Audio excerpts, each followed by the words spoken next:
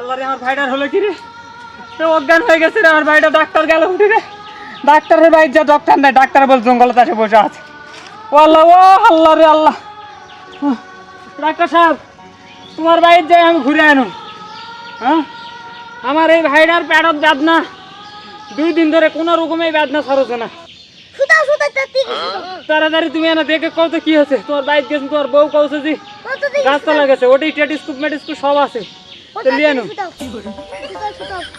হ্যাঁ, আল্লাহ রে আল্লাহ, আল্লাহ আল্লাহ আল্লাহ। ডাক্তার সাহেব এনে দেখো তো, দেখো তাড়াতাড়ি দেখো।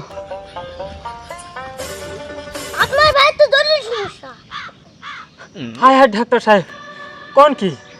আমার ভাই তো পুরা সুস্থ, এর তো কোনো সমস্যা নেই। হ্যাঁ, কইলেন কি? তুমি ভালোকে দেখো, এর কি হয়েছে তাড়াতাড়ি দেখো।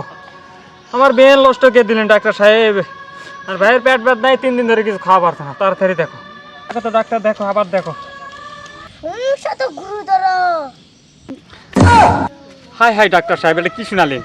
তুমি এত কথা না কে কি হয়েছে তাড়াতাড়ি আমাকে কও। এবার জন্য আমার এটাই ফাইনাল। ডাক্তার সাহেব দেখো তো, দেখো কি হলো কি? কি সমস্যা? এই তো প্রেগনেন্ট।